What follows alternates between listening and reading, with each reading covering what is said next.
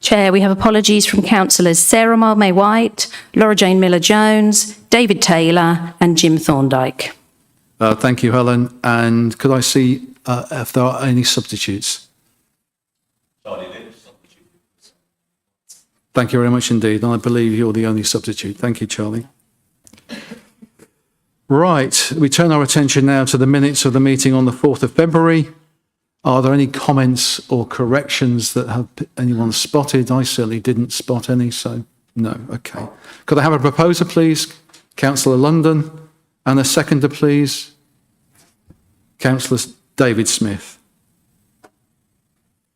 So, the minutes are, there's been no comments or corrections. The minutes have been proposed by Councillor London and seconded by Councillor David Smith. Could I see a show of hands in favour of the minutes, please?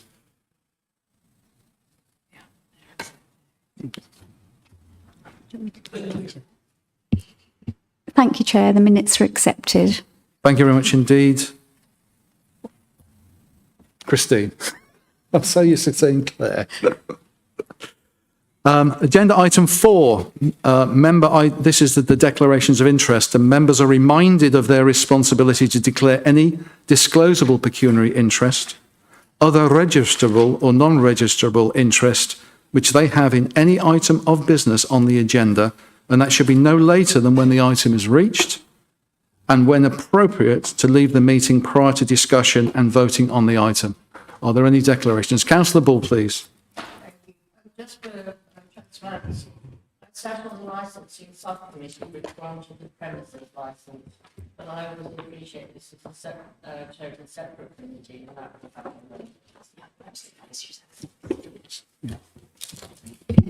Thank you, Councillor Bull. We'll note that for transparency, and that's fine. Thank you. Yes, thank you, Carol. Right, we'll turn our attention now to the first application on the agenda, which is Shop 2 The Shutters, St John Street, Bury St Edmunds. And Tamara is the presenting case officer. So over to you, Tamara. Hello. Thank you, Chair. Good morning, everyone. Today I am presenting a full planning application for Shop 2 along St John Street in Bury St Edmunds. The application is seeking consent for the change of use from a funeral directors to a bar and shop. The application was referred from delegation panel at the start of January and is recommended for approval from officers today. Just before I go into the main presentation, I do have a couple of updates in regards to conditions proposed on pages 41 to 43 of your report pack. So for condition 6, this has been amended to make reference to the customer limit of 44 persons only. For condition 7, this is a technical amendment. So instead of referring to LNTW as stated in the report, this condition should make reference to DNTW as shown on the screen. In short, this previous value relates to floor mitigation in relation to sound, whereas the one on the screen refers to wall, and that will become more apparent as I talk you through the application. In addition, officers have added a further condition, condition 9, which is on the screen for you today. Hopefully you can see that. This restricts the addition of any plant, equipment, ventilation, flues, ducting, etc. from being installed on the building. So that's just a note for members. So moving on to the main presentation, on the screen now you've got the location plan and a screenshot from our GIS mapping system. As you can see, the site is outlined in red just here and sits along St John Street in central Bury St Edmunds. Moving from the GIS, we can see some of the planning considerations for the application. So the area shaded in purple is the town's conservation area and Article 4 direction. This blue line here shows the town centre boundary to the south. And then this teal colour, which hopefully you might just about see here, is the primary shopping area for Bury St Edmunds.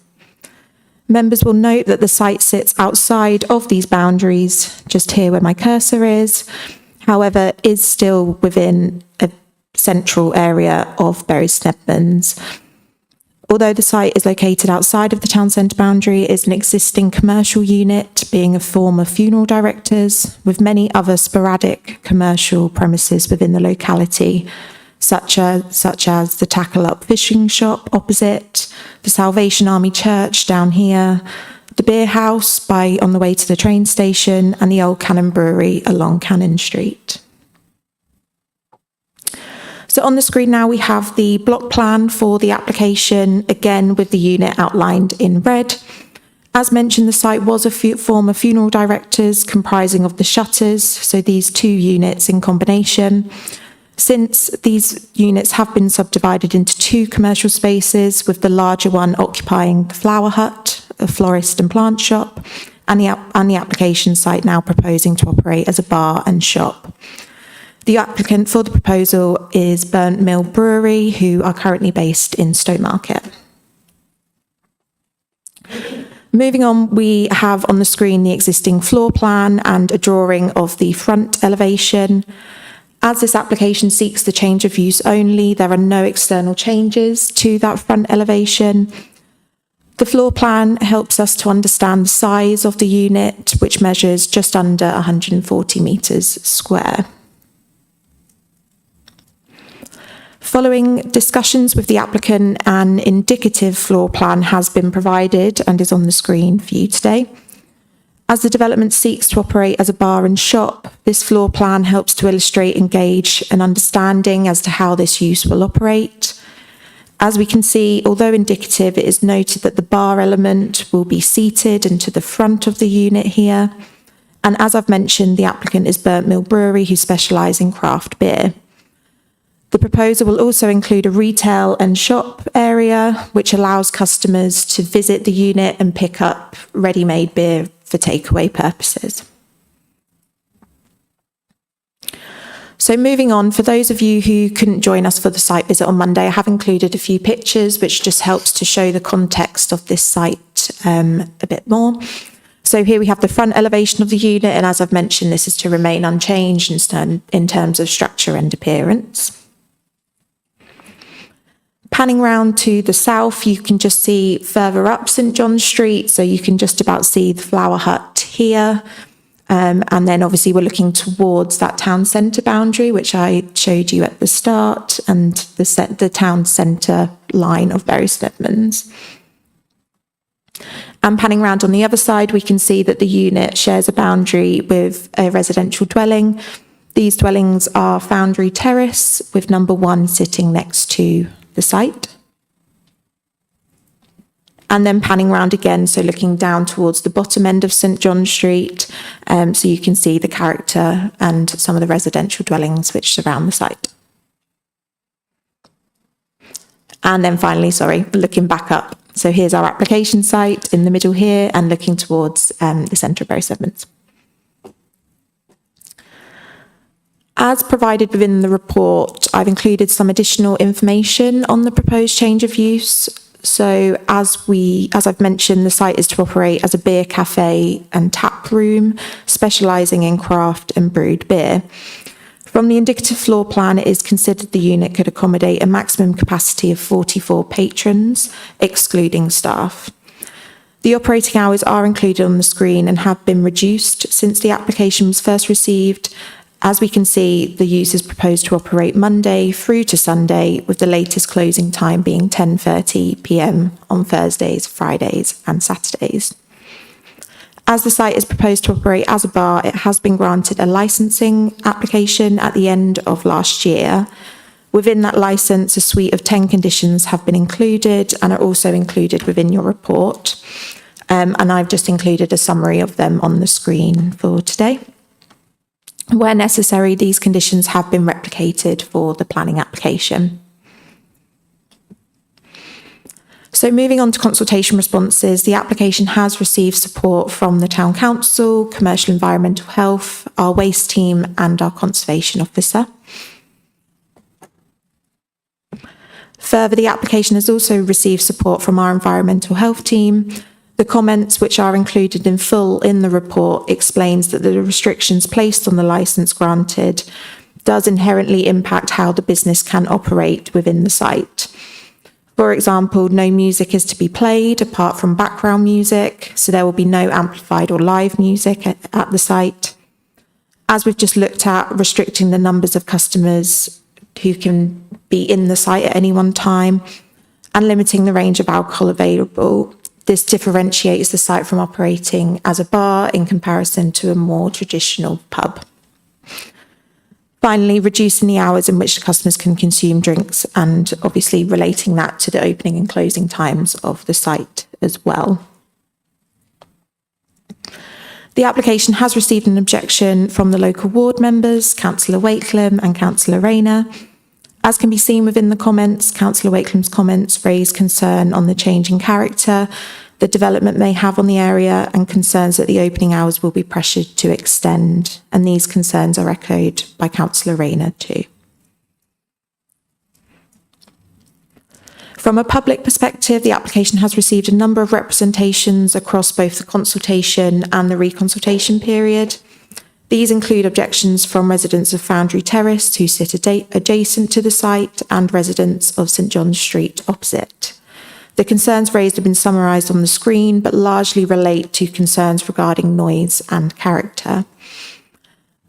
In addition, comments in support have been received from the Flower Hut, that immediate neighbour, the Berry Bid and another local resident. These supports state that the application will support a local business and acknowledge the change in nightlife character since the COVID pandemic. And just to pick up on some of the concerns raised, I have included a response to some of these on the slide. So in relation to noise, as I've mentioned previously, we do have conditions and also the licensing agreement, which has been approved. So condition 7 within the report is a pre-commencement condition for sound insulation to be installed on that boundary with that neighbour at number 1 Foundry Terrace. And in addition to all of those operational conditions on the licence, condition 4 for no music has been carried over for the planning permission. In terms of increased activity, as I presented to you at the start, the site, although not within the town centre boundary, is within the centre of Bury St Edmunds, with St John Street also one of the main walkways to the town from the train station. Those of you on the site visit will note that there was a lot of people walking through St John Street while we were there, indicating that this is a street that is well used by members of the public. In terms of opening hours, these have been reduced since the start of the application, closing half an hour earlier than originally proposed. And as I've mentioned, the latest closing hour is 10:30 p.m. In terms of parking, there is no parking associated with this business. Given its location, it's within a sustainable and very accessible area of the town. For sewage and fire escapes, these are to remain as the existing former use. So all of those arrangements are to be carried over for this permission, and we've had no objections from our waste team. And in terms of impact to character of St John Street, officers do not consider this to be adverse, noting the nature and the scale of the proposed use, in addition to all of those restrictions from the conditions. So moving on to our policy assessment, it's important for members to note that the site is currently a Class E unit. Therefore, this means that it could change to another use within Class E without requiring planning permission. And these include uses such as cafes, hair salons, light industrial offices, and also gyms. Given the proposal description, it is only the bar element which is not Class E, and because we've got a bar and a shop, that forms a mixed use, making the unit sui generis. As I've mentioned, although it is located outside of the town centre boundary, the loss of the Class E unit is less of a concern, and it is noted that it is well connected to public transport provision with walking and bus and train routes in the locality, and this is supported by policy SP25 on the screen. And to just sort of conclude, just going back to those consultation responses, the application has not received an objection from the Town Council or consultees, including private sector housing and environmental health. As per the recently approved licence application, officers consider the scale and nature of the proposal to be acceptable for that unit and for its location, with restrictions in place to mitigate harm against adverse impacts to amenity. The site is located within a sustainable location, can be well connected, and is very much on that route into the centre of Bury St Edmunds. It's also noted that the unit is currently vacant, and therefore this proposal will bring this use back into a usable space for members of the public. And for all of these reasons, as stated in the report, the application is recommended for approval and accords with policy. Thank you. Thank you very much indeed, Tamara. Turning our attention to the registered speakers, we've got Jane Marjoram, welcome. And you might be sharing your time with a statement from David Dunnett, I understand. And the way this is going to happen is, Jane, you'll read your statement and present to the committee. And any time that's left within the 3 minutes, we'll hand over to David Dunnett's statement, which Helen is already briefed to read out. Is that clear? Okay. And in addition to that, we've got Councillor Julia Wakeham, who's one of the 2 ward members. Welcome, Julia. So, Jane, if you would begin your presentation to the committee. Thank you. I live next door to number 2 The Shutters. This proposed change of use is extremely important to those of us living in this quiet part of St John Street. When my late husband and I were looking to downsize from our home in Westerly Road, we believed this area to be ideal, close to but not within the town centre. It's proved to be a quiet, friendly community. Although there are 2 shops in this part of the street, both are family-run, well-regarded, and importantly, both operate just 5 days a week and are closed by 5:30. Having spent 30 years as a publican, I'm aware of the important social role that pubs and bars play. However, closing time simply means when last orders are served, not when the customers leave.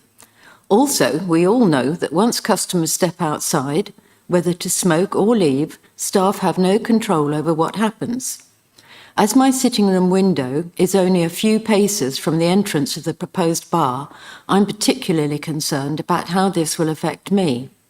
It doesn't take much alcohol for voices and laughter to become louder or for language to become more colourful. We recognise Burnt Mill Brewery as a well-run business with a strong reputation and an interest in expanding its customer base. Their business model has been compared to the Nethergate shop bar in the town. If the proposed hours of business were restricted to reflect that genuinely limited, daytime-focused use, as Nethergate's, we would all feel far more supportive and less anxious about the impact on our lives and would be minded to withdraw our objection. We appreciate that opening hours have been very slightly reduced, but in this situation, a further reduction would be appropriate. In conclusion, we request that planning permission is refused. However, should permission be granted, we ask that a significant reduction in opening hours is made a condition of approval. Thank you. Thank you, Jane. That was 2 minutes and 8 seconds. So David's got some time on his hands here. Over to you, Helen. I'll do my best. Hopefully, you will all be aware of the objections that have been lodged so far by the residents regarding both the alcohol licence and planning application. Regarding the former, our just concerns and objections were clearly discarded. This is a residential area with lots of retired people. Please ask yourselves, would you like to live next door to a drinking establishment? I suspect the answer would be no. In paying our considerable council tax diligently, we may consider ourselves to be democratic stakeholders, and our majority views against this application therefore should be treated with consideration. Financially, our collective council tax revenues far outweigh one amount of business tax rates. Our commitment to the neighbourhood surely supports our collective objections over those that support the application who do not live in close proximity. Please take a sympathetic view and consider the community we live in and relieve us of the concern and doubt we have over the inevitable well-worded business plan. You're doing very well, but you have the 52 seconds. Thank you I did very my much. best. Right. Councillor Wakeland, please. You have 3 minutes. Thank you for allowing me to address you this morning. I want to start by saying, actually, I'm quite sorry to be objecting to this application. I agree with Mark Cordell. It's a great business and a great compliment to Bury that Burnt Mill Brewery want to open in Bury. and I really hope they find suitable premises, but these are not they. These lie within a quiet residential part of St John Street, as you will have seen for yourself if you went on the site visit. It's a place where a bar, however well run, will radically change its character. The applicant claims in his covering statement that his business will support economic vitality within the town centre, but To the Shutters is not even close to the town centre, as consideration of Policies Plan 11 as shown by the officer makes clear. The edge of the town centre is a long way away at St John's Church. The Bury St Edmunds Master Plan has this part of St John's Street very close to the edge of the plan area and classes it as a gateway area. People walking to the town don't disturb residents, obviously. In her report, the officer continually refers to the mixed commercial residential character of this part of the street. In reality, of course, this is a predominantly residential area with just two shops, both of which are open only during the day. The businesses referred to by the officer in her presentation, with the exception of the flower shop and fishing tackle shop, are some considerable distance from this property and do not have any appreciable impact on this part of St John's Street. And I hardly think that the Salvation Army Citadel can be classed as commercial premises. As such, it is in our view clear that this application is not supported by, nor is it within SP25. It does not comply with the requirements of SP4 and LP9. The former requires new development to be, quote, anchored within their immediate and local context, maintaining or creating a sense of place and or local character. The latter requires developments to maintain or create a sense of place, crucially having regard to the local context. There's a good reason why drinking establishments, as opposed to a restaurant, are not sui generis. They do indeed change the sense of a place, and having one in this part of St John Street, very far from keeping it anchored in its local context, will change it irrevocably. It follows, therefore, that you must not accept the officer's assertion that this proposal represents, quote, an appropriate and proportionate use in this location. It does not, and I must ask you to refuse it. Thank you. Thank you very much indeed, Julia. Right, members, we turn our attention to the committee discussion and debate, and I'd like to welcome Don Stagg. Some of you may already know Don, but he's an environmental health officer, a West Suffolk environmental health officer, and he's been invited here today to address any concerns and questions that members of the committee may have. What I would ask is that you address your questions through the chair, Tamara or Penny may be able to respond before inviting Don to speak. Thank you. Okay. Right. Well, there's no one wanting to speak at the moment. Councillor London. As nobody else was wanting to jump in, I will do so. I had a couple of questions. One, can we go back to the times that were on the slide, the opening times? I just wanted to confirm something, if that's okay.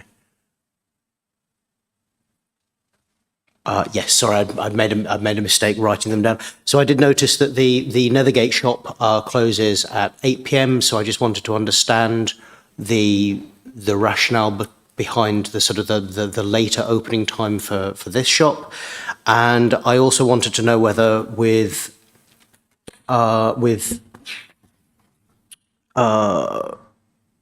condition number 5.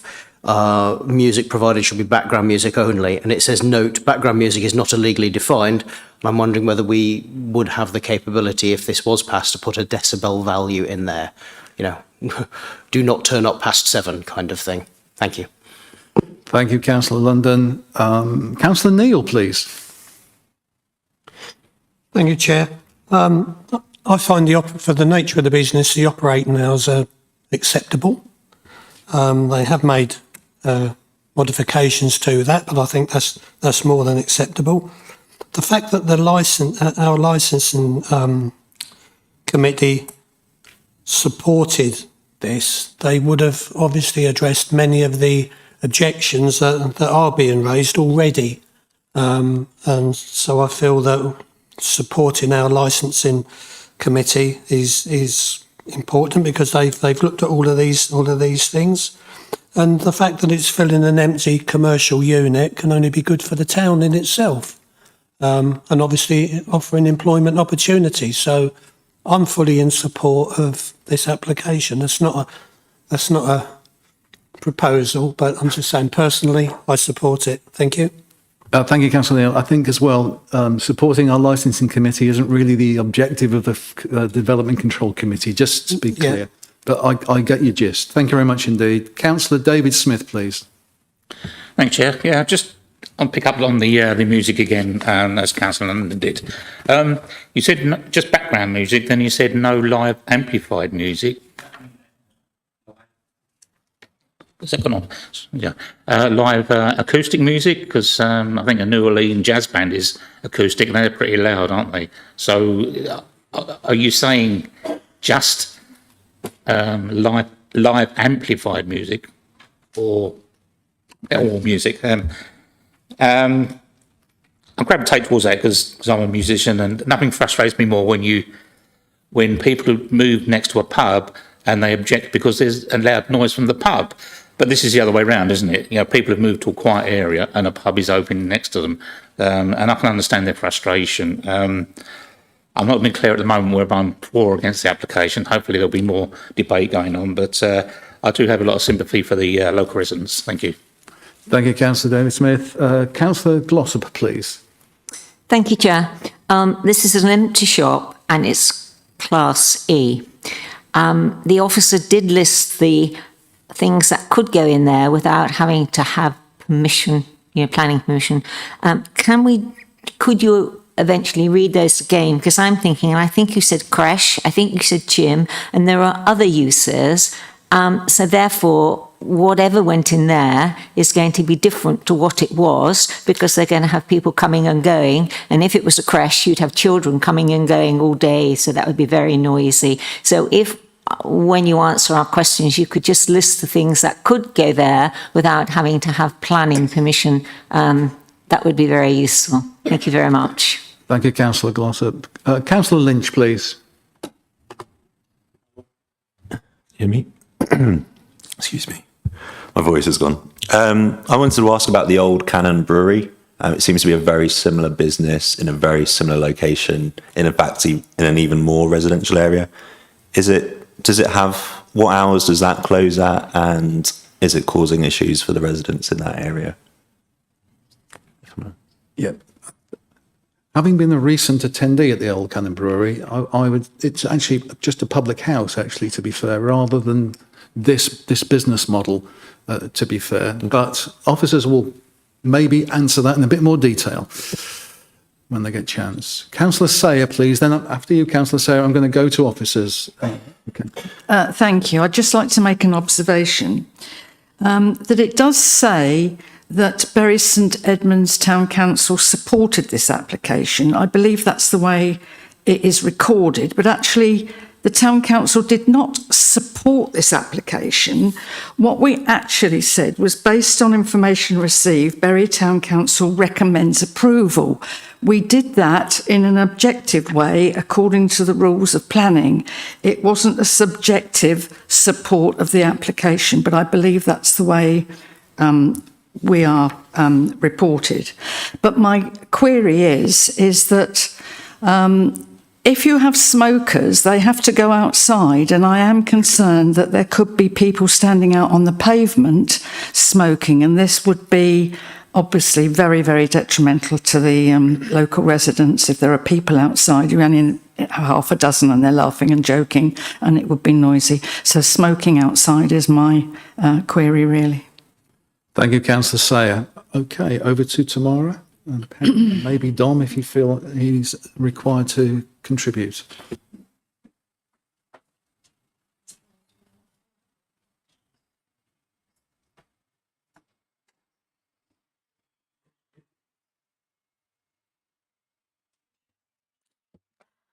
Okay.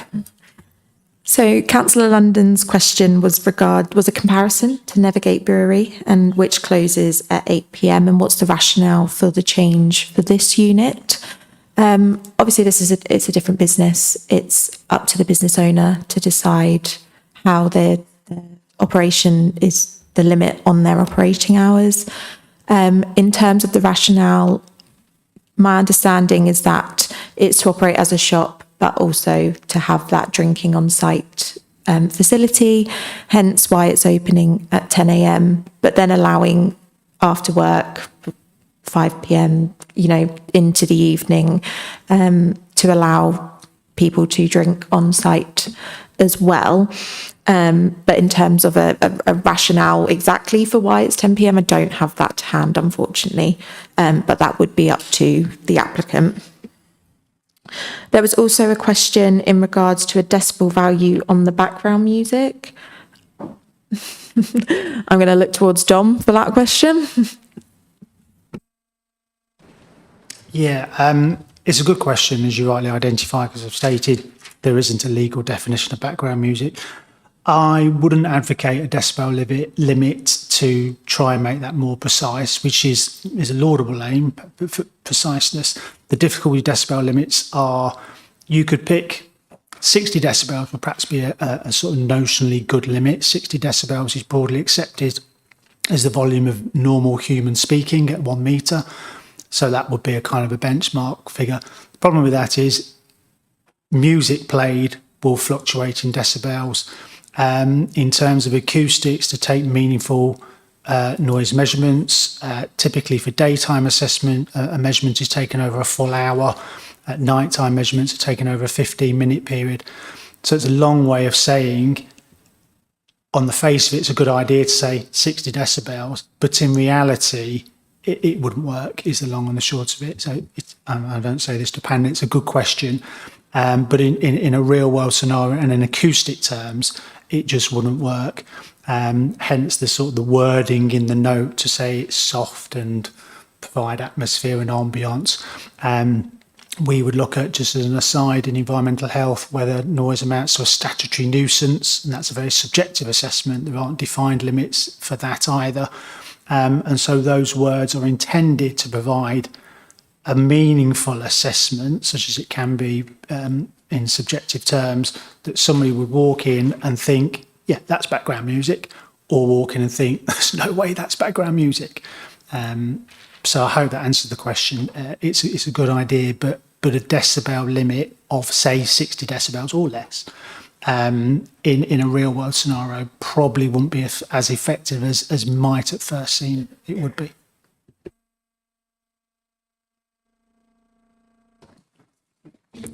So moving on the topic of noise, Councillor David Smith queried in terms of the amplified, whether that allowed amplified music. So condition 5 only makes reference to only background music only. So apologies, that might have been my presentation that confused you in terms of whether amplified music is included in that or not. So it's just background music would be permitted. Councillor Glossop asked a query in regards to Class E uses. So that does mean it could, at the minute, this unit change to anything within the realm of Class E. I have listed this somewhere in the report, but it does include shops and your retail, any sort of commercial premise, and it does include creche, gyms, food and drinks, restaurants, financial services, medical services, indoor sport and recreation, so gyms, office, and also light industrial as well. So it's a very, very, very broad category, our Class E. And obviously this unit would be forming a sui generis use, combining bar and a shop, so providing 2 uses, therefore removing it from that Class E umbrella. Back to my list. Yeah, Councillor Lynch asked a question about the Old Cannon Brewery. So I mentioned this just because it's another drinking establishment in this area of Bury St Edmunds. In terms of the opening hours, apologies, I don't have that to hand, but this has been that's a historic establishment, which I understand was there before the dawn of planning, essentially before legislation and planning was a thing. So it's a case of that was there and has operated for years gone by. So I can't comment, unfortunately, in terms of impact that has on amenity for that site as we're looking at our application site today. And then Councillor Sayer made a comment about the Town Council, and apologies, the comments did say the Town Council recommends approval. So just to clarify those comments from the Town Council. And there was also a comment in regards to smokers. So obviously smokers would need to vacate the building and be in the open air. And obviously there's no, that's under different legislation that they have to do that. So we can't control that under planning, but they would go onto St John Street. Okay. Dom, you've pressed your microphone. You can speak at this point if you wish. Thank you, Chair.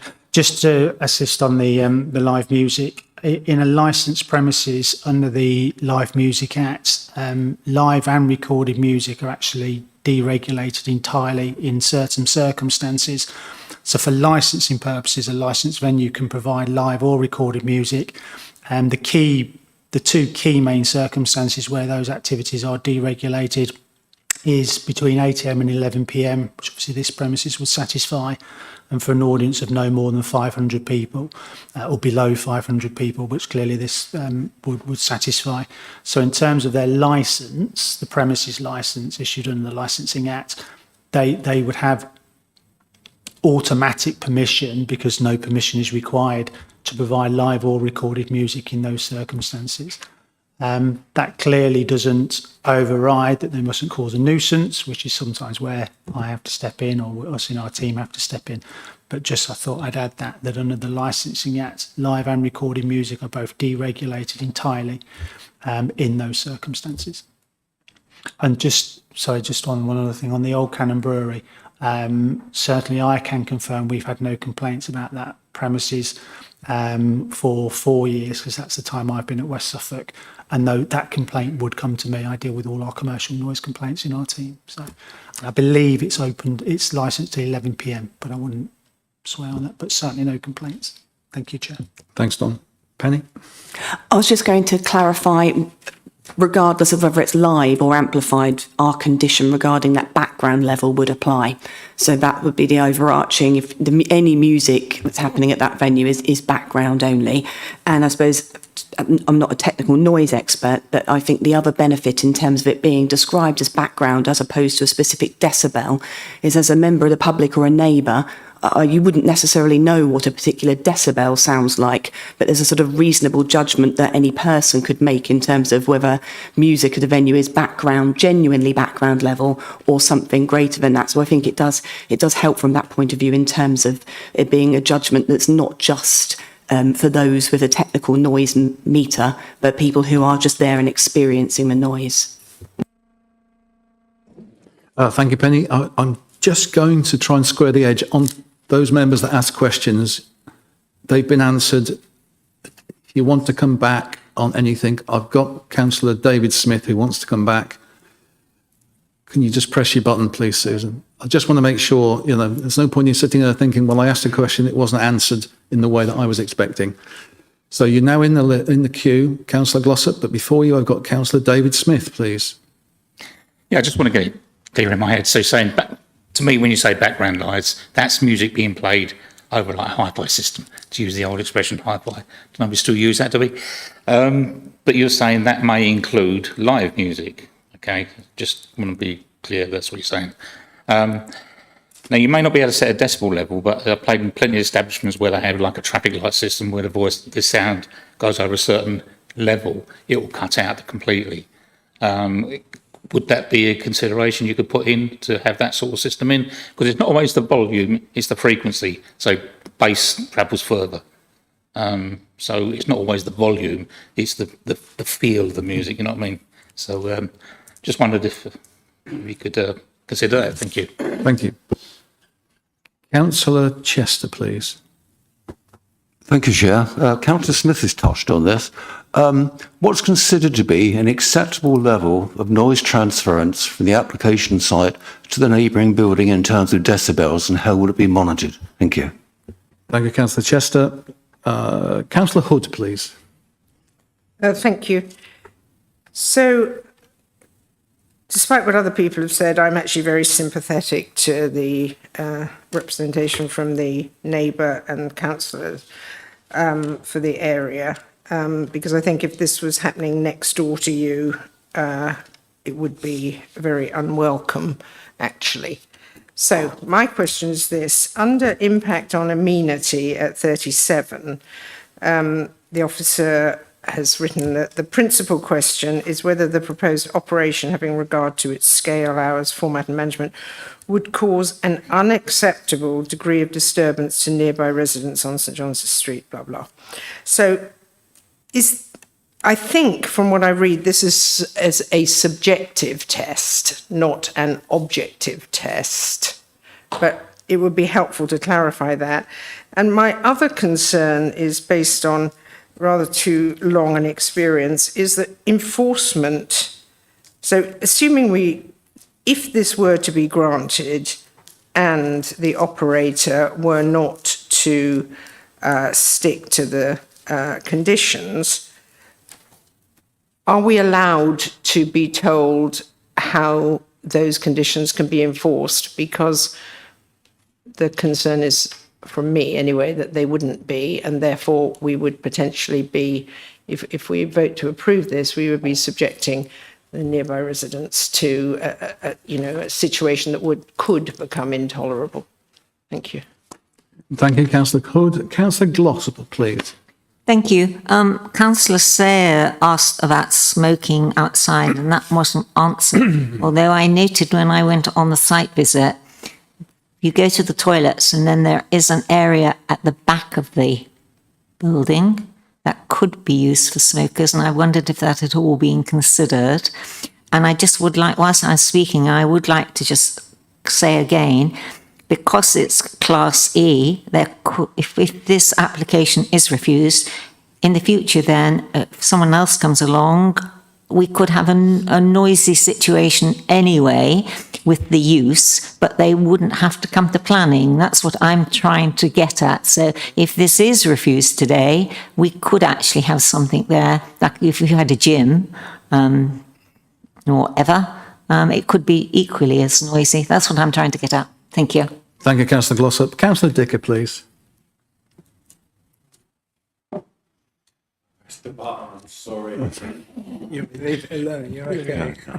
You're on now. Thank you. I think this application is actually quite an exciting one, where we have two completely separate different legislations dealing with one, in theory, one application and everything. And I walked around the area the other morning and things, and see other businesses around there. I think part of the objections here is always the fear of the unknown.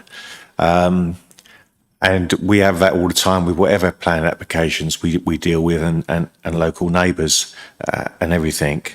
I'm going to move this application on and propose approval for this. I have obviously slight concerns. I have slight sympathies as well with neighbours and that, but in all housing areas that you do get businesses in between, you do get pubs and everything else. So it's like this. And I think this sort of establishment, though, being part shop, part bar, is a business that I don't think will concern would be certain issues and things. I think also remember that with the licensing, with planning, there is very little enforcement or adequate enforcement ever on anything that goes wrong. However, with licensing, the enforcement, it has teeth and it can deal with things immediately. And I myself have sat on a number of reviews which can be brought forward by residents or by the local authority to deal with a nuisance that may occur. And it is a quick acting as well. So as Councillor Hood has concerns about that fact, we would be toothless, not at all, not on the licensing aspect. And that's where it could, I think, alleviate any issues that may develop or possibly could. So I am going to propose approval for this, and I'll leave it at that for now. Thank you. Thank you, Councillor Dicker. Councillor Holder, you press your button because I would now seek a seconder. Of the proposal, I'm very happy to second this, but I just comment that on our site visit, and as our officer said, there were a lot of people. I mean, funny time of day, 10 o'clock in the morning, 11 o'clock in the morning, people wandering up and down St John Street at that time. And I can imagine, because of the increased building up Tafin Road and Station Hill, I mean, an enormous population increase in that particular area. We have the Bushel on one side, the brew house on the other, and also the Cannon Street Brewery not so far away. So it's not as if it's an isolated residential area like you perhaps find in closes in villages and large estates. So it is a busy area. Parking is never, you can't park there. So a lot of traffic does go up and down, up and down. Obviously servicing the businesses at the top end of St John Street. So although it seems quiet, it's probably just generally a busy area. So when I work with pubs, and I did get phoned up about living next door to a pub, and said, and I said, well, I wouldn't live next door to a pub given the chance. But on balance on this one, I think this is quite a good little application. We're talking about maximum of 44 people. And if they get that every licensing session, they'll be doing very well indeed. I very much doubt they will, every session. So quite happy to second. Thank you. Thank you, Councillor Holder. There's no one currently wishing to speak, so we've got some further clarification required from officers. So Councillor David Smith had a query over hi-fi, frequency, volume. So I'm hoping Don maybe aren't be able to answer that. And also Councillor Chester's point in regards to an acceptable level between a commercial and a residential premise. Hopefully I've understood that correctly, or Don will have. We've obviously got a secret acoustician in the room. Councillor's absolutely right to note that the frequency of sound is often as more relevant or more relevant than the volume. That touches back a little bit to the nervousness about setting a decibel limit, because decibels don't always take account of the frequencies within an overall sound spectrum. Noise limiters, as you rightly refer to, they operate in one of two different ways. The more modern ones actually just reduce, sort of draw down the power more gently to prevent exceedances of a set limit, rather than the original, more old-fashioned ones now cut everything out, and that obviously upsets venue operators and audiences. Also, audiences try to trigger those by shouting, "Hey!" like a load of noise, trigger the decibel, cuts all the music off, all the lights go on, and it's very funny. Those are typically limited, no pun, to live music venues, whether they're large venues or pubs playing live music. So in a professional capacity, I genuinely wouldn't see that as relevant to this particular application or this particular premises. That is something that could be considered if in the fullness of time, 6 months, a year of operation, 1 week even, the background music being played was evidently causing a problem. That is one of our suggestions we would make. But I wouldn't, in all honesty, consider it relevant to this particular premises and the style of operation that has been outlined to us.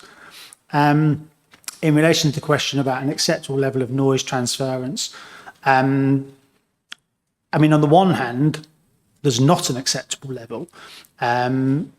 If the noise in the receiver premises is unreasonable. But the condition in relation to the airborne sound insulation and the improving of the insulation between the commercial premises and the immediately adjacent residential has been set with reference to a British standard BS 8233, and that British standard provides recommended ambient indoor noise levels between 30 and 40 decibels, depending on the time of day in the room. So that is the answer to that question. The sound insulation condition requires that in the adjacent neighbouring residential property, noise is no louder than is recommended in a very well established British standard specific to internal ambient noise levels. It would be monitored by complaint if the affected resident were to complain to environmental health. We would visit and monitor it. Thank you, Don.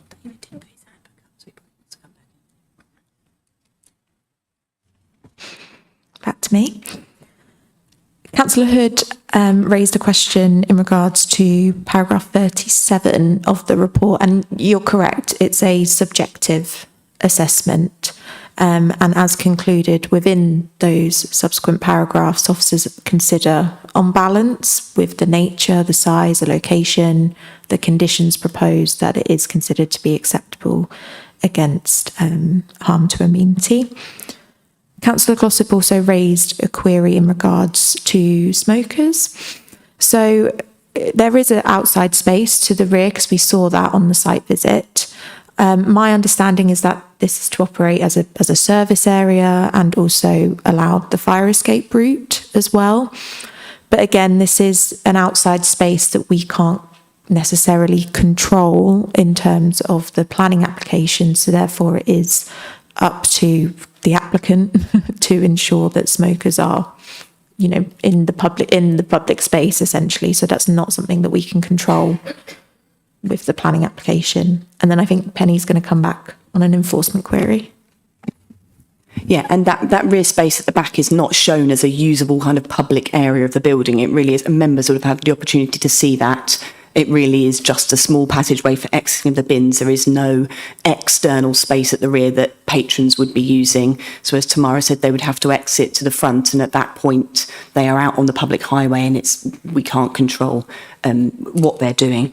Really quickly on enforcement, because actually Dom very helpfully went into a bit in terms of how licensing enforcement works. But Councillor Hood is correct in terms of alluding to planning enforcement, and whilst it exists, the way in which it operates and the mechanisms of the legislation is it's rarely something that is sort of speedy. There are mechanisms we can use, but there are periods of time before things like breach of condition notices kick in.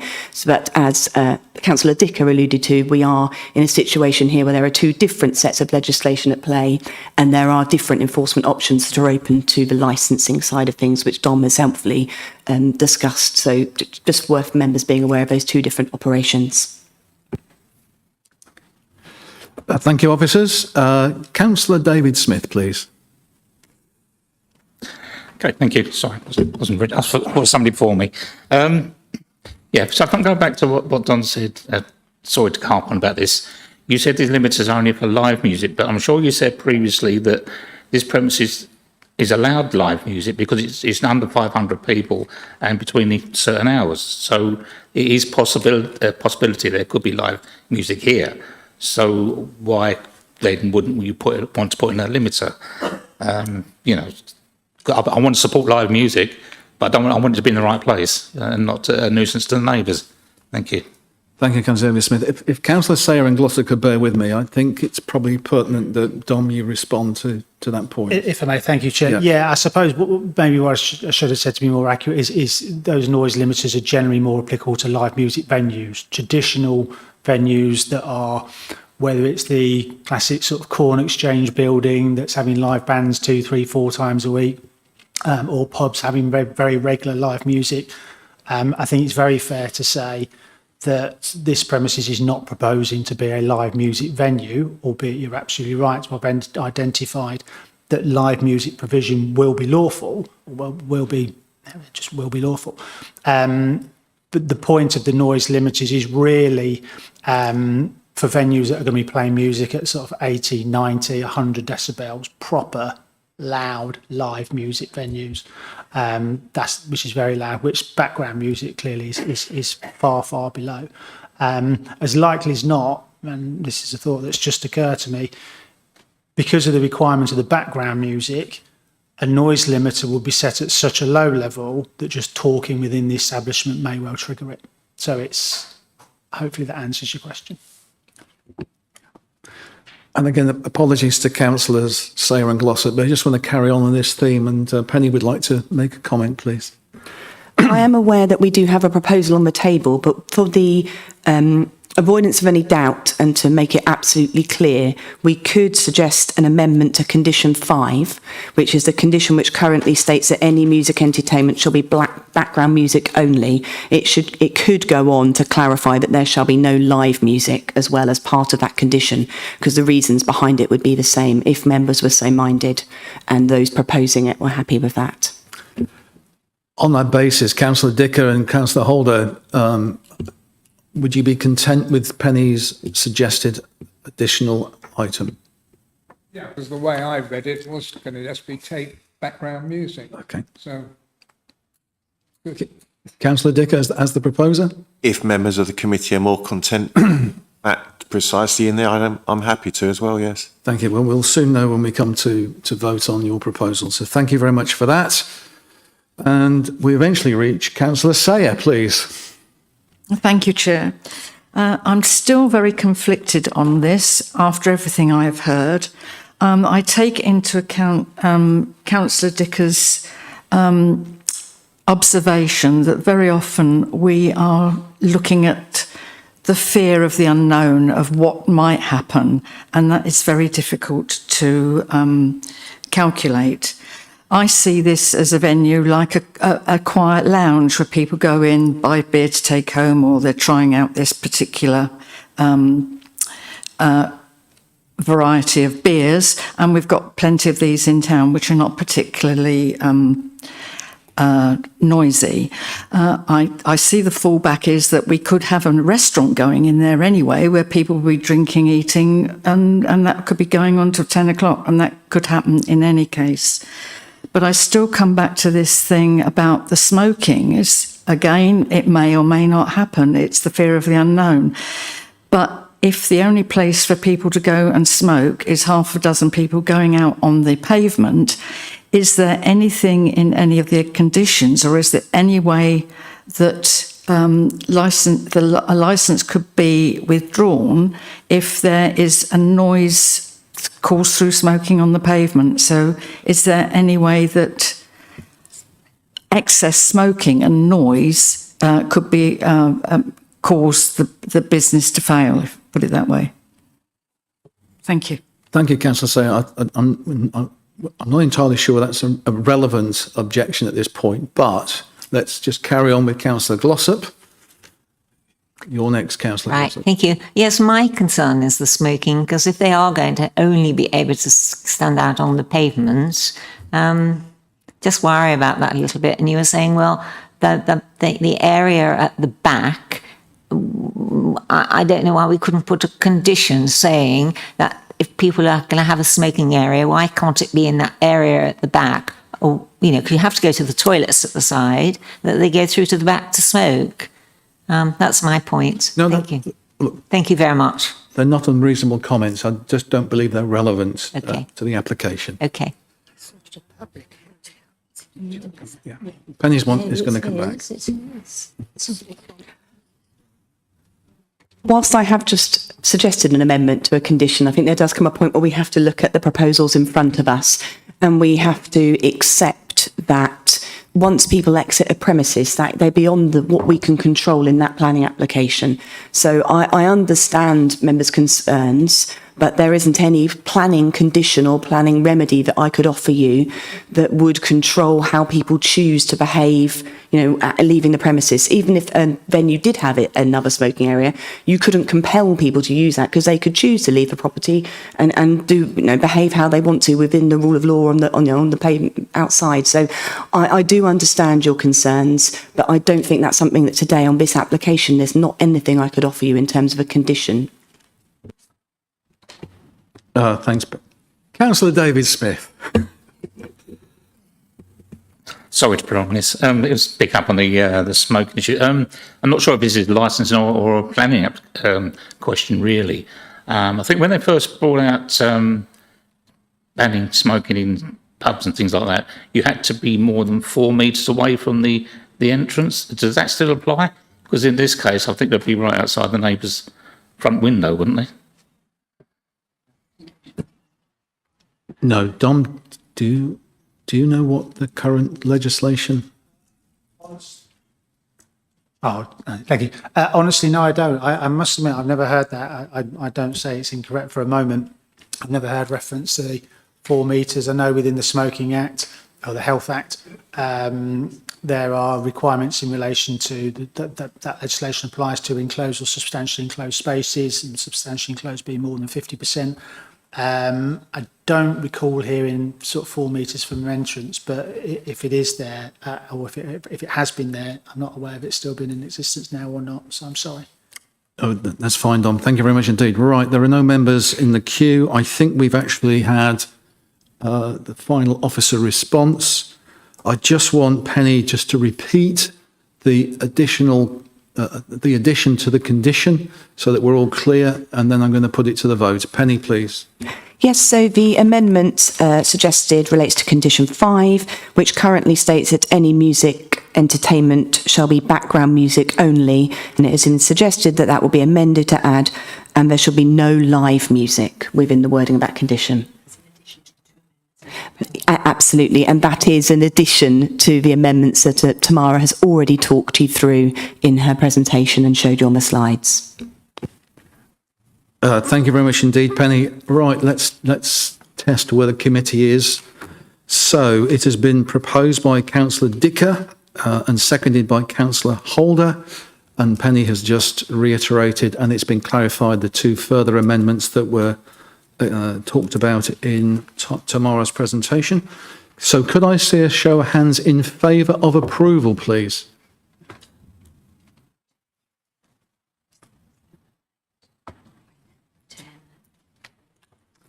And those against, please? Any abstentions, please? Yeah.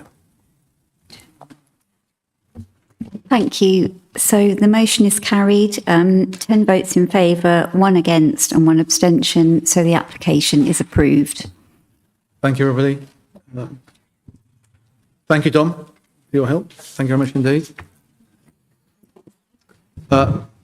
Members, I think we've probably got another good hour of the committee, so I'm going to suggest a 5-minute break to use the facilities, let's put it in that way. Thank you very much indeed.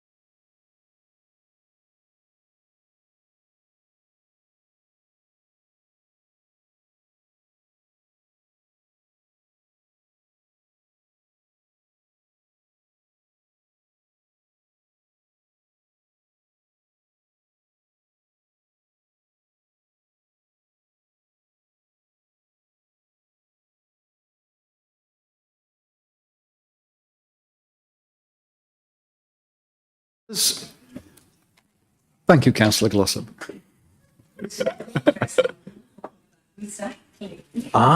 Yes, it's very topical. It's interesting that the terminology simple recycling has now been changed to better recycling. Because it was anything but simple to most. Okay, right. We're now at agenda item 6, and it's land off Friday Street, West Row, and Connor is the presenting case officer.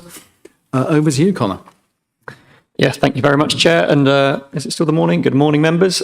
So, yes, the application before you is a variation of condition application for the variation of condition 2 of planning application DC/22/2228 FUL. And put simply, this application is to allow for the use of amended plans relating to plot 6 only. The application is before you today as it refers to a variation of condition application to a scheme still under construction that represented a departure from the development plan. There has been some amendments to some of the conditions which I'll come on to, and hopefully it becomes a bit clearer at the end of the presentation as well. But yeah, the application is recommended for approval. For context, this slide shows the previously approved site plan. So the site, as you can see, hopefully with the laser pointer, is accessed via Friday Street in West Row to the west. You've then got a cul-de-sac arrangement with 5 dwellings north and south of that access road. Again, I've included this just for context, really. So this is an indicative overlay.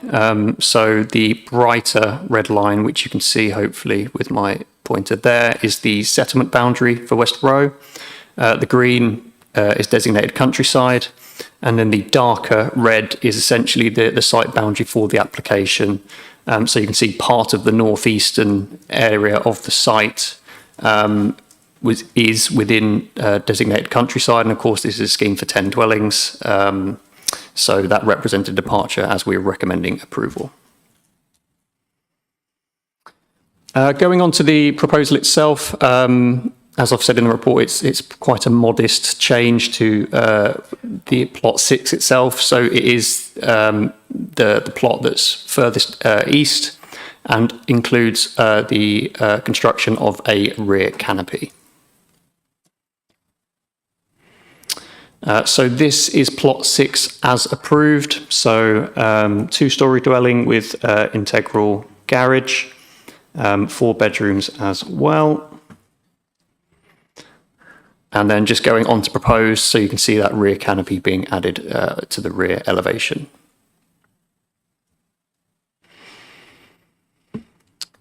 Again, just some site photographs. So as I've said, the site is still currently under construction in the later stages. So this is taken looking towards the site entrance. Managing to get a photograph over the fence. So this looking towards plots 9 and 10. And then towards plot 6, so as I refer to the site plan on the right-hand side, the garage will actually screen most, if not all, of the rear canopy, so it won't really be visible from the public realm. Onto the summary. So quite simply, this proposal includes just that minor addition of a rear canopy. The inclusion is considered to be in keeping with the wider development. It will be constructed from pantiles and brickwork that matches that of the dwellings approved. We have had 3 separate discharge of conditions applications, and as a response to those, 6 conditions have been removed, and where applicable, relevant conditions have been amended to require compliance with those approved details. So noting everything before us, the application is recommended for approval. Thank you. Thank you very much indeed, Connor. I don't have any requests to speak. I can always rely on you, Councillor London. Councillor London, please. I think it's beholden on me, if no one else will, to start me off. I would like to say that, this is, I know why this has come to DCC, because it's a technical variation from the local plan. I'd like to move for approval. I'd also just like to say if officers could maybe reference this and send this as a case study onto the local plan working group so that we may be able to sort of finesse our local plan for next time such that things like this aren't automatically coming to DCC. Thank you. Councillor Dicker, please. Happy to second the proposal. Thank you. Thank you very much indeed, Councillor Dicker. Councillor Ball. Just a query. I mean, I do support it, but I don't understand what this canopy is for. Is it for a car to go under? What? Have I missed something? Go straight for it, Connor. Yeah. Yeah, it's just a rear canopy to the rear amenity space. It doesn't serve anything in particular. It's just an inclusion for presumably a prospective purchaser for the plot. So why does it require planning permission? So the scheme is still under construction. As Councillor London's alluded to, it is sort of a technicality that it's coming. So where there are variations to plans, approved conditions, or whatever it may be, to a scheme under construction, it still requires a planning application to formally agree that. And as I said, because of the context, technical departure, hence why it's before you today. Sorry to delay it. That's okay, Carol. Right. I'm going to swiftly move on to the proposal. Councillor London has supported approval, seconded by Councillor Dicker. Show of hands in favour, please.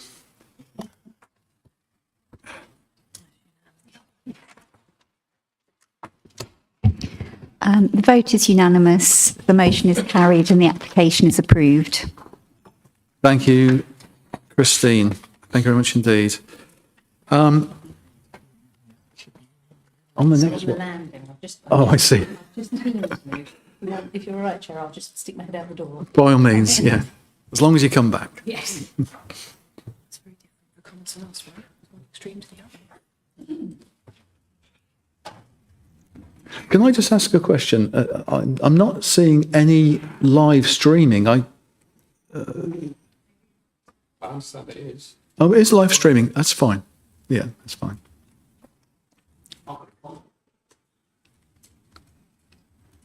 It's just that normally you can see the camera and it focuses on the actual person who's speaking on the committee, and I'm not seeing that. So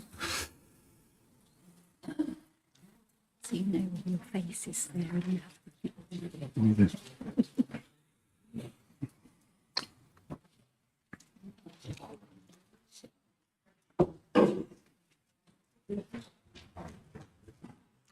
Thanks, Helen. Okay, members, this is the Mildenhall Hub, solar canopies, and Connor has remained with us because he's the presenting officer. Connor, over to you. Thank you, Chair. So, yes, this is an application at Mildenhall Hub and proposes the installation of 5 solar canopies with associated lighting, cabling infrastructure and landscaping. The application is before you as it's been submitted on behalf of West Suffolk Council. The application is recommended for approval. Here we have the location plan on the left. The boundaries will become clearer as I go through the presentation, but the majority of the works are to the car park to the north of the site. The narrower red line essentially shows the cabling to be installed, which would connect to the western element of the hub building itself. And then the southwestern element is for some planting and landscaping.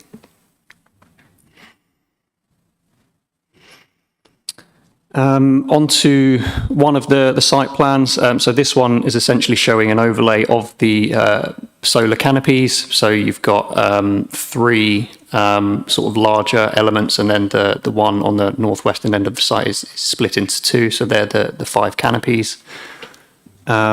There are elements of the car park to the east, so just outside of the red line, and to the west that are to be left uncovered, so don't form part of the proposal.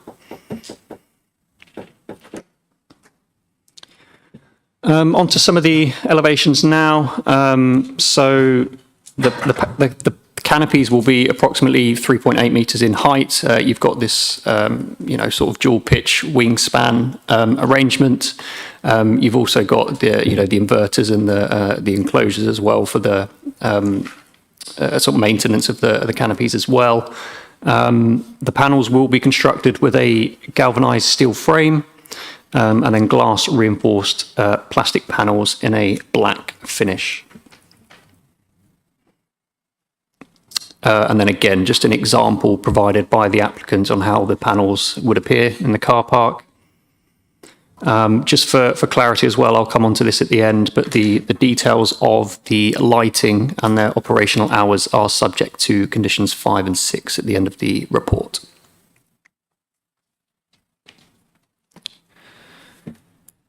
Moving on to landscaping now. So if we, I guess, first focus on the red tree as denoted on the key there, that shows that these saplings, which I'll show you in a photograph as well, to be removed as part of the proposal.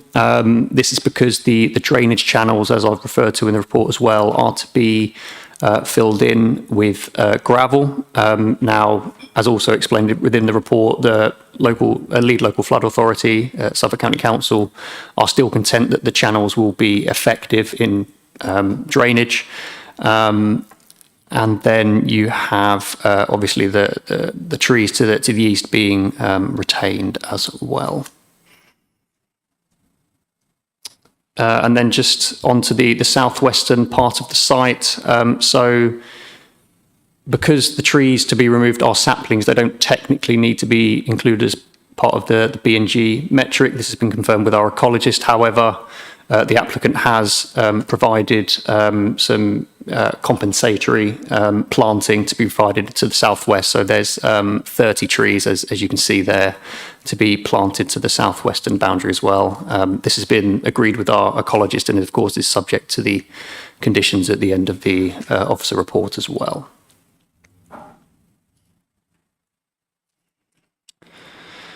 On to some site photographs. I'm sure members will be familiar with Mildenhall Hub's car park, but this one starting from the north of the site, looking southwest, and then again looking southeast. So the bay arrangement that you can see is part of the site where the canopies will be installed.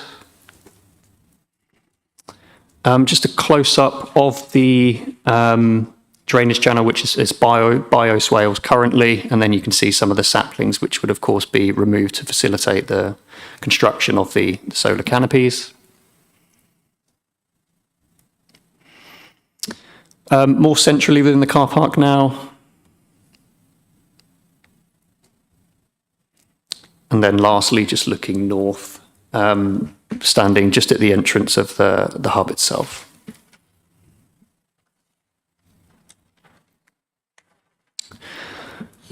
On to officer comments and summary. So the works are considered modest, functional and directly support renewable energy generation. No adverse impacts are considered to arise in relation to amenity, with this specific reference to glare and visual appearance. Construction hours and a construction method statement have otherwise been conditioned, and we've had no objections from our environmental health officers in this regard. As I've alluded to previously, we've had no objections from the lead local flood authority regarding the effectiveness of the drainage channels or from Suffolk Highways. The drainage channels below the canopies will be retained, but as I've said, as they're being filled with gravel, they will remain permeable.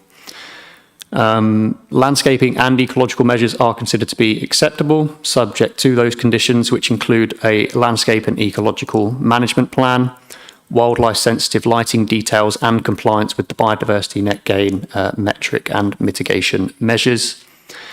The application is therefore recommended approval, subject to conditions which have been amended, which I'll just come on to now. So in conversation with the applicant and our ecology officer, we do have some minor amendments to condition 2, 6, 7 and 8. So conditions 2 and 7 are being amended to clarify the title of the document referred to essentially, but otherwise there's no other material changes. Condition 6, which refers to wildlife sensitive lighting, includes a revised trigger points for when those details are going to come forward to coincide with condition 5, which is also for lighting, but that's more with reference to residential dwellings and amenities, so that the submission of those details is actually materially different, so they don't overlap. Condition 8 has been amended in line with the recommendations of the ecological assessment. So instead of stating no removal of hedgerows, trees or shrubs, it's just to more accurately reflect what that says. But otherwise, the application is recommended for approval subject to those changes to conditions. Thank you. Thank you very much indeed, Connor. And we've got public speakers here. Luke, you're the applicant for West Suffolk Council, and you're accompanied by Rachel, who's here for any technical support that Luke or the committee might need, I understand. Is that, you're not speaking, are you? No. Okay, got that. Excellent. Luke, you've got 3 minutes. Thank you, Chair. Members of committee, I'm here to support the proposed solar PV canopy application at Milton Hall Hub. The project demonstrates how West Suffolk Council can deliver on its strategic priorities, assessing climate change, strengthening financial resilience, and enhancing the well-being of our communities. As members, you'll be aware that the Council has committed to achieving net zero carbon emissions by 2039. To meet that ambition, we must continue investing in practical, high-impact decarbonisation measures across our estate, such as the Solar Canopies project. The installation is expected to save 125 tonnes of carbon per year, providing a significant long-term contribution to the Council's net zero pathway. In energy terms, the canopy will generate approximately 32% of Milton Hall Hub's electricity consumption per year. That means nearly 1/3 of the building's power will come from clean, renewable on-site generation, reducing grid resilience and cutting operating emissions associated with the site. The project achieves these benefits without any loss of land. By making efficient use of the existing parking area, we avoid development of green space that ensures the site remains functional and accessible. Where the project does require the removal of a small number of trees, we're committing to plant more trees than what will be removed. This ensures a net increase in green infrastructure and supports biodiversity, visual amenity, and long-term environmental resilience. The renewable energy generated on site will reduce the hub's resilience on purchased power, resulting in lower electricity bills. In addition, the Council will be better protected from future price volatility, helping to support stable and sustainable public services. The canopy will also deliver practical improvements for residents, staff and customers who use the hub. For example, covered parking will provide shelter from rain during the winter and reduce overheating of vehicles in our increasingly hot summers. The meaningful improvement will result in improved comfort, accessibility and user experience. In summary, the proposal aligns with West Suffolk Council's strategic priorities, delivers substantial progress towards our net zero by 2039 target by saving 125 tonnes of carbon per year, generate 32% of the Cub's annual electricity demand, provides financial savings and long-term protection from energy price volatility, ensures environmental enhancement by planting more trees than will be removed, and crucially provides all of these benefits without any loss of land. Thank you. Thank you very much indeed, Luke. I just want to clarify something.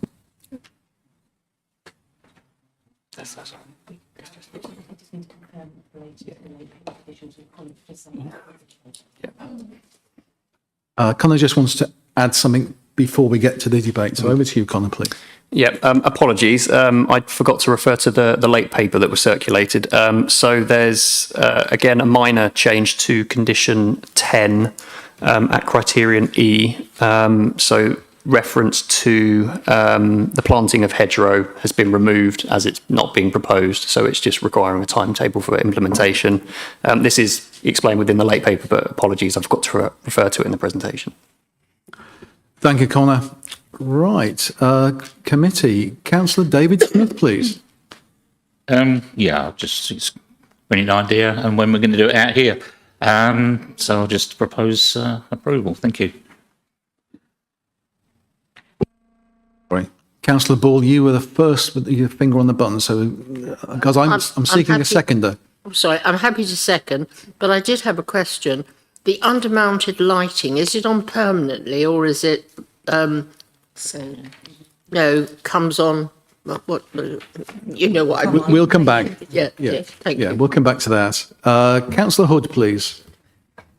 Yes, thank you. Obviously, this is a very good scheme. I just had a couple of small questions. Under 8, I didn't really like the premise of this.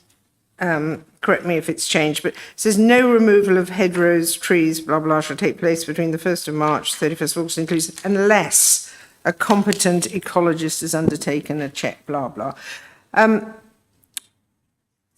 Because it's West Suffolk Council, I'm not so concerned, but I would have thought that we shouldn't be removing any of these items, hedgerows, trees or shrubs at all between the 1st of March and the 31st of August. So I would have thought it should, and I don't, I just don't think they should be removed because we all know that's the wrong time. And so I just would have thought that we should say that won't be happening. I'm not so worried because it's West Suffolk Council, but I would be worried of having seen how developers do things if you just left the expression unless a competent ecologist has done a report. So I'd rather that we weren't taking out those things at all. And the other thing I couldn't find, and perhaps it can just be answered, is there a time period in which the re-tree planting has to take place? Because there should be. Thank you. Thank you, Councillor Hood. I'm going to invite Councillor London. Your microphone's not working and I don't think it's deliberate. Thank you. So every time I tried to press the button, it was making me be the speaker as well, so I couldn't join the queue. I just wanted to say I wholeheartedly support this application. I wanted to thank officers for coming in. In this specific instance, I don't have any questions for you, but I do want to really promote the idea of officers coming in for applications like this because it is very, very useful to have you here. And just to say that we're always complaining about people filling fields with solar panels. And here is a wonderful situation where we are going to be putting it on top of a car park. This is exactly what we want other applicants to do, and we can't ask other people to do it if we're not willing to do it ourselves. Thank you. Thank you, Councillor London. I was waiting for the question there, but I understand your point. Councillor Glossop, please. Thank you. We're going to remove 30 saplings, and I know we're going to plant more trees, but are we going to try and reuse those saplings? Because as they're saplings, they should take somewhere else. That's my question, please. Thank you, Councillor Glossop. Councillor Neal, please. Thank you, Chair. Obviously, it's a wonderful scheme for all the right reasons, but I do feel there's a missed opportunity for water retention, and those canopies are going to retain an awful lot of rainwater that isn't going straight into the ground. It's all going to the location at the end of the canopy, and there's a great opportunity there for that to be redirected to the site itself to water all the foliage. And I just think that, we could have gone just one step more and been a bit more eco-friendly. Thank you. Thank you, Councillor Neal. Right. Back to Connor, please, and Penny. Yes, so Councillor Bull asked about lighting and operational hours.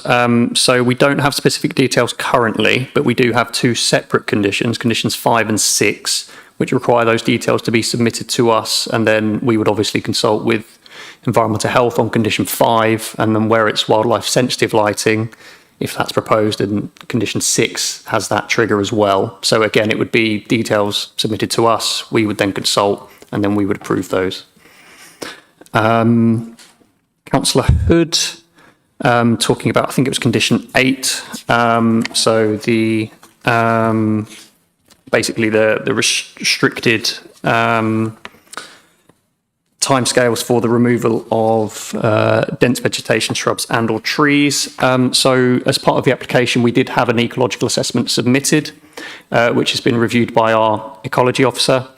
And that is part of the recommendation in the report.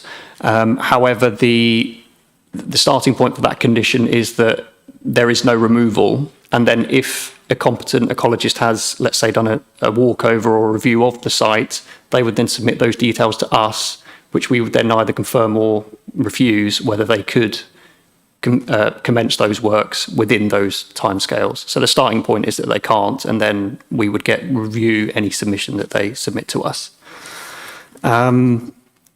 Similarly with tree planting, so we do have the landscape and ecological management plan condition, which within that, the scope of that would include the implementation for tree planting. I don't have a specific timescale to hand, but that would otherwise be controlled with that condition. And I think lastly, Councillor Glossop asked about the reuse of the saplings. I don't believe that's the case in this application, but maybe Luke and or Rachel would have that to hand, but I don't think those saplings are being reused. Just to add on the LEMP, which will have the implementation timetable, that is a pre-commencement condition. So we would agree what the timetable is for the replanting before the work would commence. We don't have it at this stage, but it would be agreed before the works then started. So that is all in hand.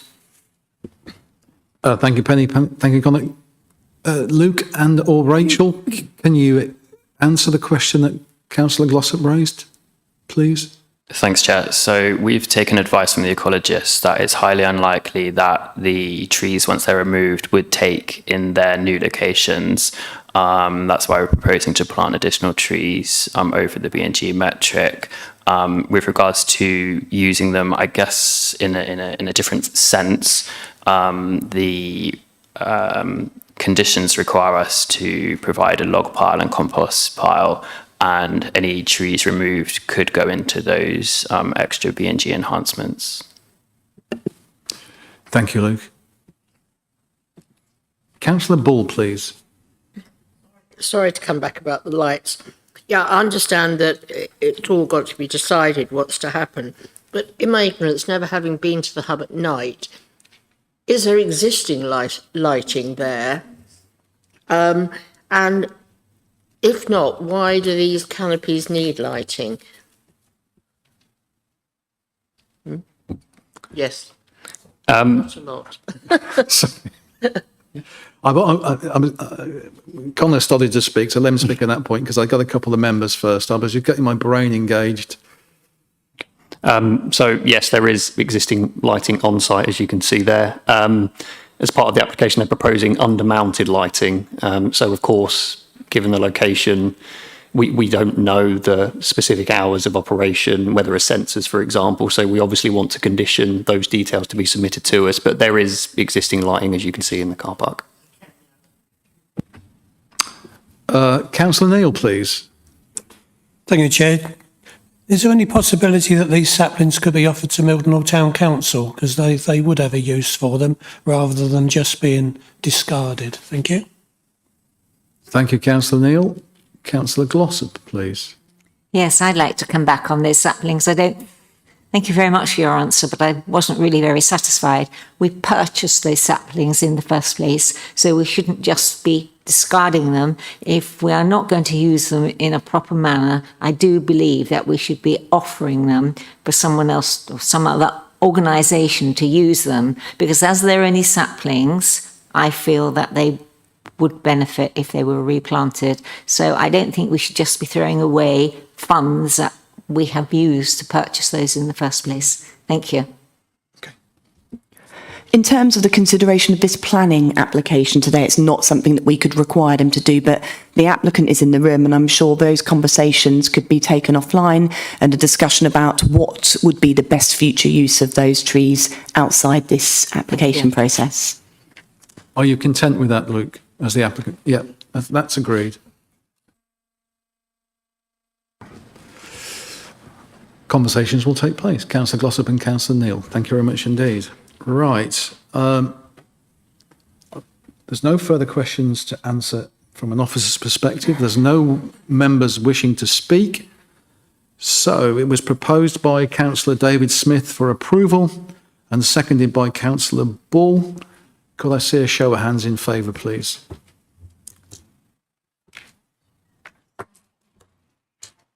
Thank you, Christine. Thank you, Chair. The vote is unanimous, so the motion is carried and the application is approved. And thank you, Luke and Rachel, for coming to speak to the committee. Thank you very much indeed.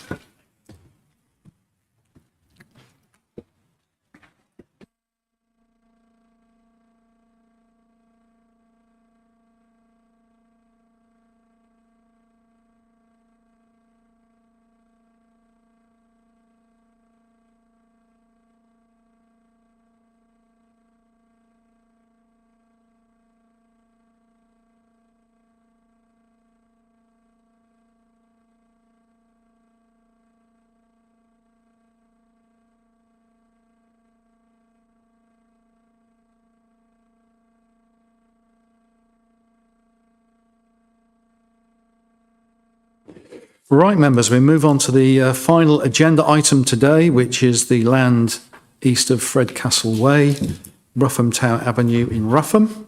And Dave is the presenting case officer, so over to you, Dave. Thank you, Chair.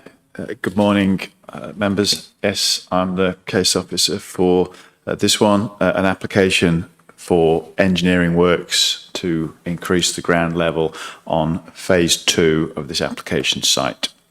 Just by way of update, we've had no neighbour letters received in response to our consultation on this one. Members will note the report was published prior to the close of the consultation period.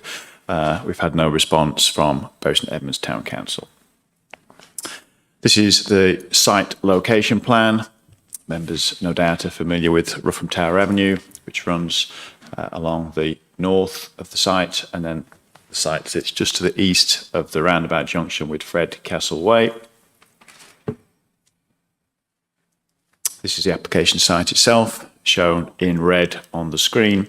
The area in blue is what is known as the AME unit, which is the Advanced Manufacturing and Engineering site that has the benefit of a full planning permission and which is being brought forward this year with works, I understand, due to start in the spring. The area in red, which is this application site, has outline planning permission for a further unit, as I say, but only in outline form. And this is the area of the site on which the developer is now looking to store the soil arising from phase 1, phase 1 being the area in blue. The soil itself will at some point require removal as part of the bringing forward of the phase 2 development of the site. So looking at the site itself, so the red area is the location of the topsoil storage, and the green area is the location proposed for the storage of the subsoil. So we can see, although I'm not sure if the notes are clear enough on here, but we can see on this slide, and I will explain the general areas and of course the depths of the soil proposed on the 2 storage locations. So the red area is expected to be utilised to a height of up to 60 centimetres, give or take, and the green, which is the subsoil area, is expected to be utilised to a height of up to approximately 1 metre above existing ground level. And again, just to give you an idea of how that will manifest on the site, the sections on the screen show those 2 areas relative to the proposed bunding. Just hold on a second. Councillor Neil. Could you just go back and do that again? The reason I asked, I'm colourblind, and if you don't put the cursor on a red or on a green... Okay. Fair point. Absolutely, I can.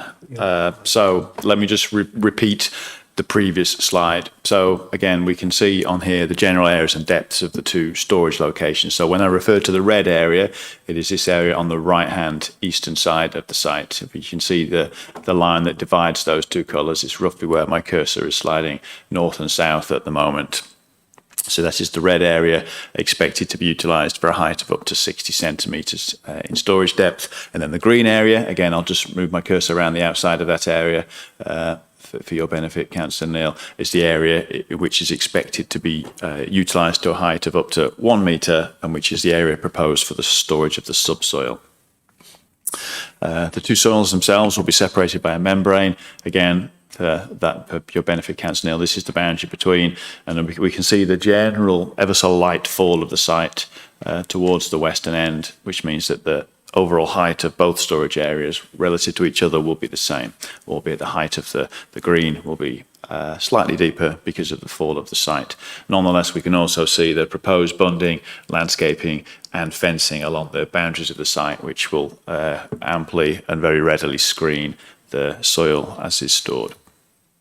A couple of pictures of the site. Again, this is looking into the site from the western side of Fred Castle Way. We can just see the roundabout on the left-hand side of this image. So in the foreground, beyond this fence and hedge, is the phase 1 area, and the phase 2 area is in the background here. Again, we can see the height of the fence. We can see the hedging and the very discreet nature of the site otherwise. And then just a further view looking across into what is the phase 1 area of the site, with the proposed soil storage being over here on the left of this image. Again, we can see the fencing and hedging that offers ample screening towards the frontage of the site. We have a video. Again, this relies on my technical expertise to make it play. Yeah. Again, just a simple pan from left to right across the phase 2 area of the site, and then finishing on the phase 1 full planning permission area. So to summarise, the proposal involves the modest raising of the ground level by approximately 60 to 90 centimetres. The land will be graded around its edges to approximately 1 in 5, in some places 1 in 3.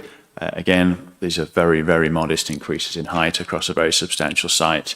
As I say, the soil will be brought off the phase 1 area of the site as part of the implementation of that full planning permission, albeit in time. The soil will inevitably be required to be removed from the phase 2 development site as that part of the site comes forward. As we've seen from the elevations, from the plans and from the images, the proposal has a very limited visual impact, and certainly any impact is not considered in this context to be adverse. And again, just to summarise what's explained in the report, there are no land contamination, ecology nor flooding related reasons to resist the development. The proposal, as I've explained, is exempt from BNG, biodiversity net gain, as the site will naturally return to its pre-development condition within a period of 24 months. So on that basis, application is recommended for approval with the conditions in the report. Thank you. Thank you, Dave. Thank you very much indeed. And we welcome another West Suffolk officer, Andrea. You're going to address the committee. You've got 3 minutes, Andrea, please. Thank you very much. I just wanted to thank members for their consideration of this planning application for us today, and I would like to thank the officers, the planning officers as well, who have worked hard to get this to this current planning act to this committee. I'm very grateful for that. Works are due to start fairly soon on the AME centre that you gave consent for previously, and we're very excited about the actual start on site for the centre coming forward. So it is really good news. This really is a very helpful planning application to enable us to reduce the number of truck movements at this point, where they would have to take the soil off site and be driving, a lot of soil around. We own that land to the site, phase 2 land, and it is obviously the thing to do in terms of being able to spread the soil out in that area and to not have an impact. So, I think it's obviously not a planning consideration, but it helps us enormously with some of the costs on phase 1 development. So I'm not going to take up very long. As David has summarised it very well, there is no harm as a result of this application. And so thank you very much for your consideration. Thank you, Andrea. Right, members. We're all a bit slow today, aren't we? There's no one in my queue. Councillor David Smith, please. Thank you. Just like to propose approval. Thank you. Oh. And Councillor London, you flashed up briefly. Did you want to? I'm looking for a seconder first and foremost. I was going to second, but it's just automatically making me speak rather than putting me in the queue. Okay. Councillor Dicker, please. I was going to second it. I did it the right way by pressing the button, though. And Councillor Ball, please. Really, just there's no time scale for how long this can be the situation. I see it's a good solution for the soil, but if it's so open-ended, what long-term environmental impact will it have on the use of that soil in the future and the land? Because the subsoil, I'm not quite sure what will happen to that area. Thank you, Councillor Ball. Okay. Dave. There is no fixed timescale. You're absolutely right. So, to all intents and purposes, the consent is for the storage for however long it will take for phase 2 to come forward, because phase 1 and 2 were consented as part of the same approval. then I believe there are details required on under timescales and conditions related to the hybrid. Obviously, it's at the developer's discretion when or even if they bring that forward, which is why this proposal washes its own face in terms of the storage of the soil and in terms of its environmental impact. I'm not an expert when it comes to the degradation of topsoil or subsoil, or how time might change the status of that, is the honest truth. But the applicant will have to deal with that at the point they bring forward the phase 2 development in terms of exporting the soil to an appropriate location off-site. Please do, Carol. But put your microphone, press your button. We know you've got the morbid aversion to speak. I will vote for it, but it just concerns me that we haven't considered, if that soil is there a long, long time, the effects of it and the use of it in the future, and that we may be storing up, a big problem for the future. But I take the point now. Thank you, Mr. Carroll. Councillor Lynch, please. Oh, did you? Right, well, I don't think we've got anything more to respond to from officers' perspective, so I'm going to put this straight to the committee. It's been proposed for approval by Councillor David Smith and seconded by Councillor London. Could I see a show of hands in favour?